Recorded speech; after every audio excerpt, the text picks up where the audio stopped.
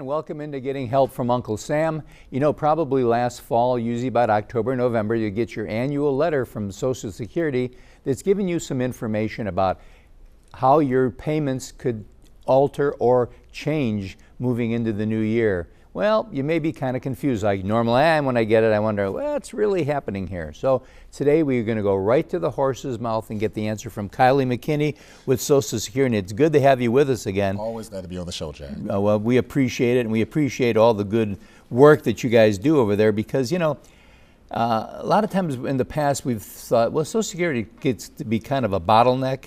You guys are streamlining things very well, aren't you? Yeah, absolutely. Matter of fact, we have a new initiative, not really new, but it's been around for at least a year or so, called the My Social Security Account. Right, and that's on this thing here, isn't it? Yes, absolutely. Yeah, we're going to kind of show this and that's, poster here. We have over 43 million people that have already signed up and created their own account online where they can do business with us without coming into the office or setting up an appointment business, such as downloading their annual statement, their Social Security statement, and printing it out any time of the year.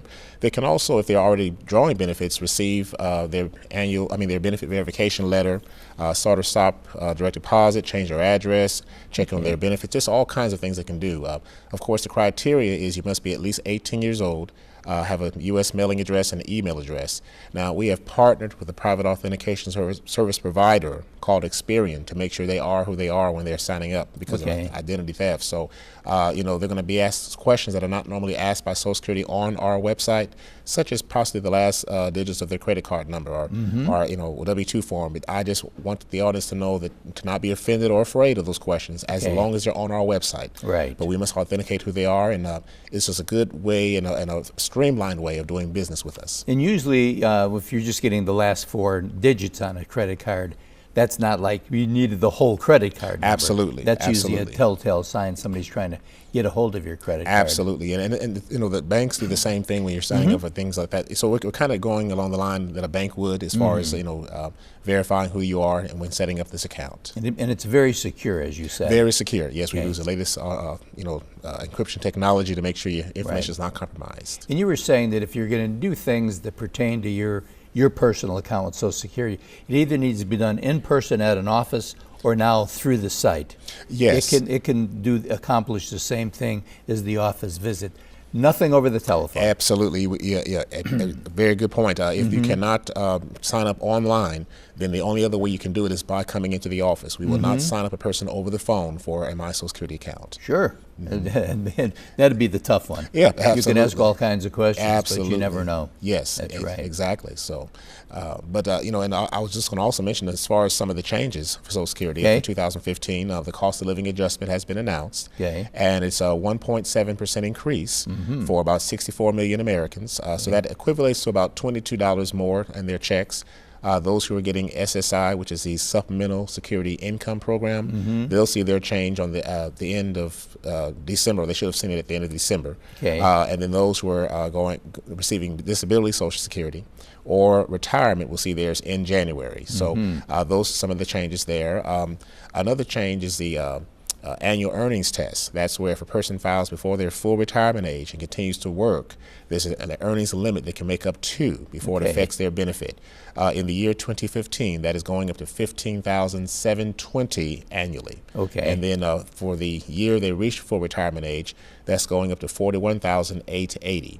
And for every $2 over that $15,720, we hope like $1 in benefits. And of course, the year of every $3 over that $41,880, we hope like $1 in benefits. And I just want to make sure that everyone understands that this test stops the month you reach your full retirement age. So once you reach full retirement age, you can work. And is full retirement age, that's now 65, is that not right? Well, actually it's going to 67 years old. 67, yes, but it's based upon the year of birth. So anyone born between 43 and 54, theirs is 66 years old.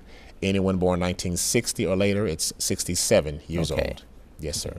That's probably a way that obviously what they're trying to do is just change things without jeopardizing those that were in the program from the begining. Absolutely, and it's part of the reform of '84 when they were keeping it solvent back then. Some of the changes were to increase the retirement age over the years as the years go on, because more people are retiring now, baby boomers are reaching retirement age. So to keep it solvent, that's one of the things that they've done. Now, there's one thing, obviously, and you and I know this, it always bugs me, is the fact that Medicare Part B is, I mean, when I first got on Social Security years ago, that wasn't part of the deal. You know, it was part of, if you do all this stuff and you put your money into Social Security, it's your saving, you're going to get back money.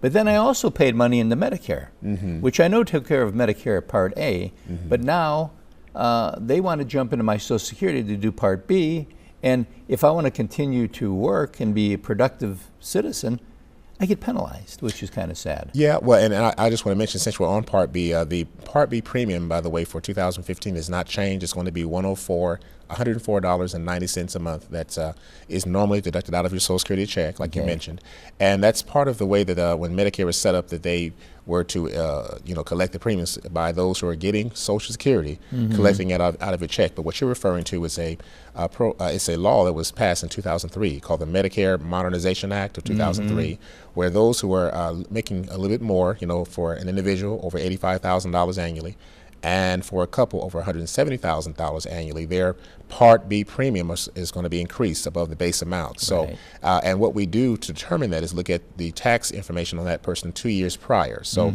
for 2015, we're looking at tax information from 2013 to see if they have the maximum annual earnings above those limits, and if they do, that does affect the premium for the 2015. Now, the only thing that will negate that is a life-changing event. So if there's a life-changing event, marriage or death or whatever, those things can be factors. Good.